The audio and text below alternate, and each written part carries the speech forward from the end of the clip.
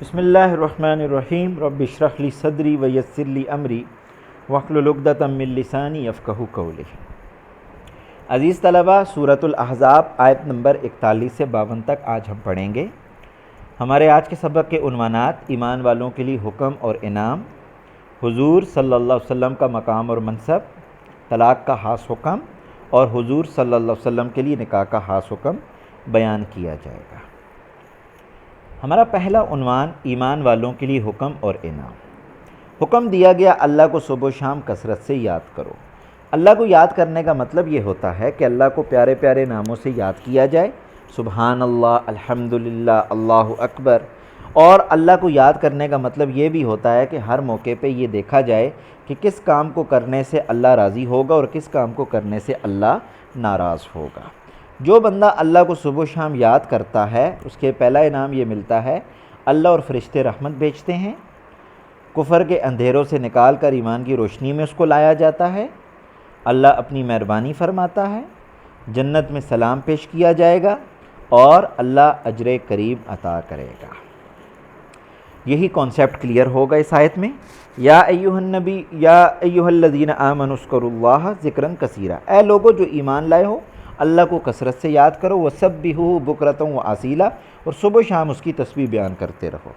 هو الذی یصلی علیکم وملائکتہ، کہ وہ اللہ تم پر اور اس کے فرشتے تم پر رحمت بھیجیں گے، لیخرجکم من الظلمات الی النور۔ دوسرا انعام فرمایا تمہیں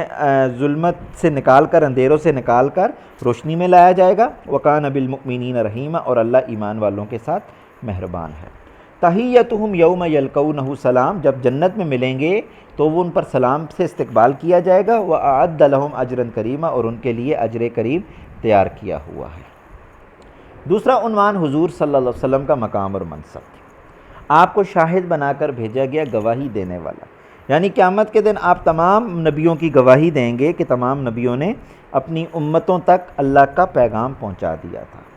مبشر، خوشخبری سنانے والا، یعنی جنت کی خوشخبری سنائی، نذیر، ڈرانے والا، آپ نے دوزخ سے ڈرایا جو گناہ گار ہیں، مطلب جو گناہ کرتے ہیں، گناہ کرنے کی وجہ سے دوزخ میں جانا پڑے گا۔ داعی الی اللہ، اللہ کی طرف بلانے والے تھے آپ ساری زندگی، اور سراج منیر، یعنی آپ کو روشن چراغ بنا کر بھیجا گیا، آپ کی تعلیمات روشن ہیں۔ یا ایھا النبی انا ارسلناک شاہدا ومبشرا ونذیرا، اے نبی صلی اللہ علیہ وسلم ہم نے آپ کو شاہد، مبشر اور نذیر بنا کر بھیجا، وداعیا الی اللہ باذنہ، اور اللہ ہی کے حکم سے اسی کی طرف بلانے والا بنا کر بھیجا، وسراجا منیرا، اور روشن چراغ بنا کر بھیجا۔ وبشر المؤمنین، تاکہ آپ ایمان والوں کو خوشخبری سنا دیجئے، بان لہم من اللہ فضلا کبیرا، کہ اللہ تعالیٰ کی طرف سے ان کے لیے بڑا فضل ہے، ولا تطع الکافرین والمنافقین، ایمان والوں کو تو خوشخبری سنا دیجئے لیکن کافروں کی اور منافقوں کی بات نہ مانیے، ودع اذاہم، اور ان کی تکلیفوں سے درگزر کیجئے، وتوکل علی اللہ، اللہ پر بھروسہ رکھیے، وکفیٰ باللہ وکیلا، بھروسے کے اعتبار سے اللہ کافی ہے۔ طلاق کا خاص حکم بیان کیا جائے گا۔ فرمایا اگر رخصتی سے پہلے کسی نے بیوی کو طلاق دے دی تو عدت شمار نہیں کرے گا، یعنی وہ بیوی کی طرف سے بیوی عدت شمار نہیں کرے گی، اس صورت میں بھی عورت کو کچھ نفع دینا ہوگا، کپڑے وغیرہ۔ یہ ایک خاص حکم ہے کہ جب عورت کی رخصتی ہو جاتی ہے اور رخصتی کے بعد اسے طلاق ہو جائے تو ظاہری بات ہے کچھ دن تو اس نے خاوند کے ساتھ گزارے ہیں، اب عدت شمار کرنے کا اسلام نے کانسیپٹ، اس کی وجہ یہ ہے کہ یہاں پہ عدت کے دوران یہ سامنے آ جائے گا کہیں عورت پریگننٹ تو نہیں ہے،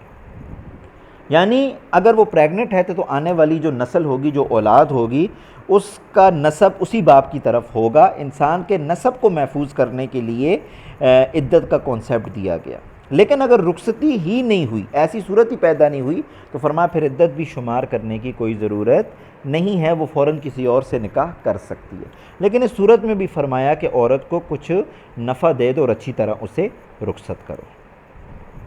فرمایا یا ایھا الذین آمنوا، اے ایمان والو، اذا نکحتم المؤمنات، جب تم ایمان والی عورتوں سے نکاح کرو، ثم طلقتموہن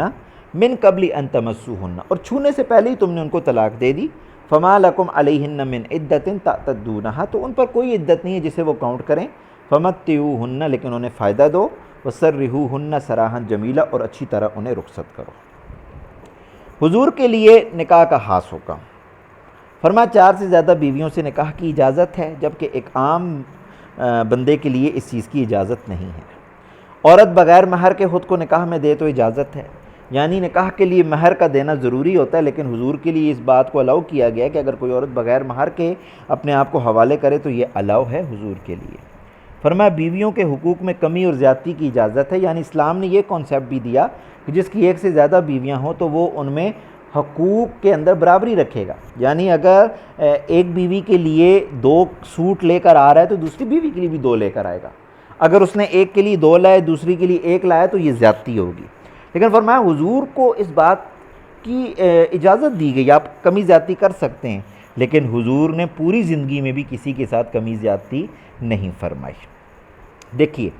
فرمایا یا ایھا النبی انا احللنا لک ازواجک اللاتی آتیت اجورہن وما ملکت یمینک مما افاء اللہ علیک، اے نبی ہم نے تمہارے لیے حلال کر دی تمہاری وہ بیویاں جن کے مہر تم نے ادا کیے ہیں، اور وہ عورتیں جو اللہ کی عطا کردہ لونڈیوں میں سے ہیں تمہاری ملکیت میں آئی ہیں، وبنات عمک، اور وہ عورتیں جو آپ کی چچا زاد ہیں، وبنات عماتک، اور پھپھی ذات، وبنات خالک ماموں ذات، وبنات خالاتک، اور خالہ ذات، اللاتی ہاجرن معک، وہ عورتیں جنہوں نے آپ کے ساتھ ہجرت کی، آپ ان سب سے نکاح فرما سکتے ہیں۔ وامرأة مؤمنة ان وہبت نفسها للنبی ان اراد النبی ان یستنکحها، اور فرمایا کہ وہ مومن عورت جس نے اپنے آپ کو نبی کے لیے ہبہ کیا ہو، لیکن شرط یہ ہے کہ نبی بھی اس سے نکاح کرنا چاہ رہے ہوں، فرمایا وہ بھی آپ کے لیے جائز ہے۔ خالصۃ لک من دون المؤمنین، یہ حکم آپ کے لیے دوسرے مومنوں کے لیے نہیں ہے۔ فرمایا قد علمنا ما فرضنا، ہمیں خوب معلوم ہے کہ ما فرضنا علیہم فی ازواجہم، کہ ہم نے باقی لوگوں کے لیے کیا کیا حدود مقرر کی ان کی بیویوں کے معاملے میں، وما ملکت ایمانہم، اور ان کی باندیوں کے معاملے میں، لکی لا یکون علیک حرج، تاکہ یہ آپ پر کوئی حرج نہ رہے، وکان اللہ غفور رحیم، اور اللہ تعالیٰ بخشنے والا مہربان ہے۔ فرمایا ترجی من تشاء منہن وتؤوی الیک من تشاء